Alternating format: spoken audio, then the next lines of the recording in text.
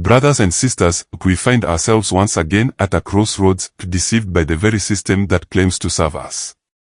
We have been told that democracy is our salvation, that the vote is our power, but look around you, what has it truly delivered?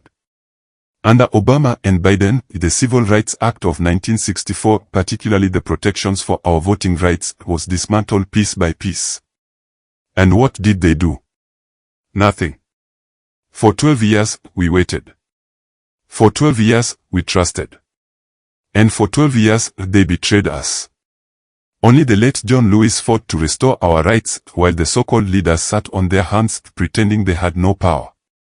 But Trump came along and showed us the truth. He demonstrated just how much power they actually had but refused to use for us.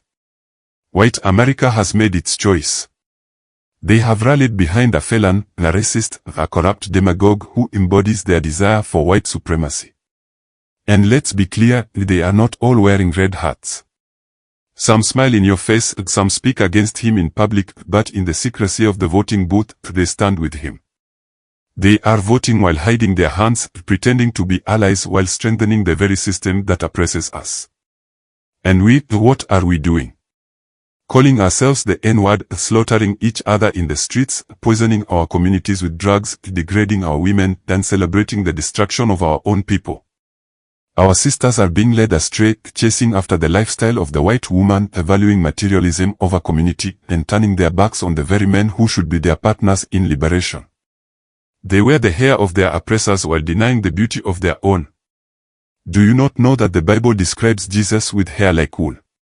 Yet we hide what God has given us, ashamed of the very essence of our being.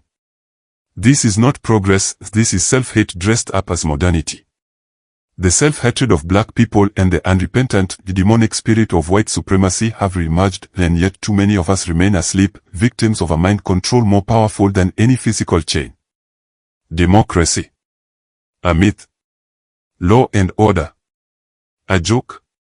These so-called principles only apply when they serve to oppress us. They go free, we do not.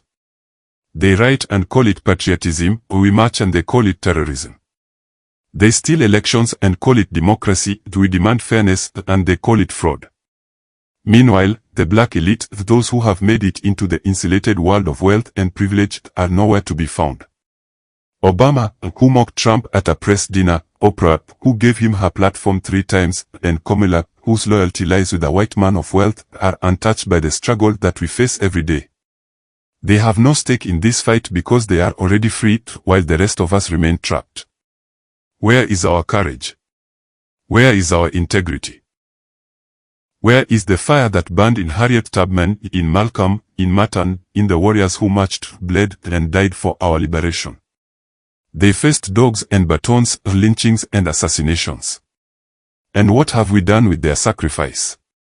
We have traded it for weave and designer labels, for the empty promises of thug life and the self-degradation of mainstream media that calls us by the very slurs our oppressors invented. We are 25 years into the new millennium, and yet the Klan has traded their hoods for suits, their robes for khakis, their cross burnings for political strategy. They are turning us back into the Negroes of old, docile and compliant, while we dance to the rhythms of our own destruction. Martin and Malcolm rejected millions in bribes.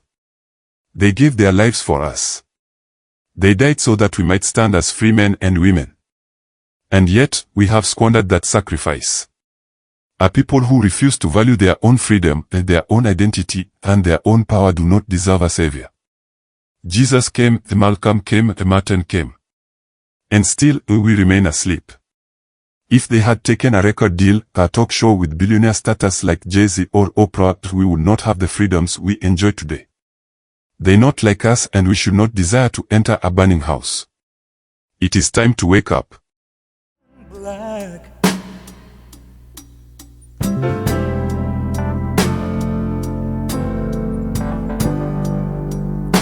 Oh, what a lovely, precious dream.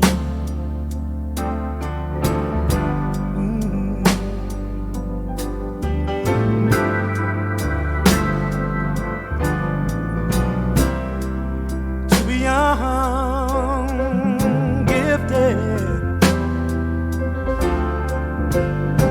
and black.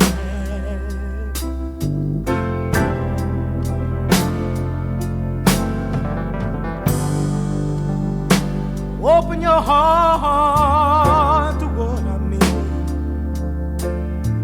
to what I mean.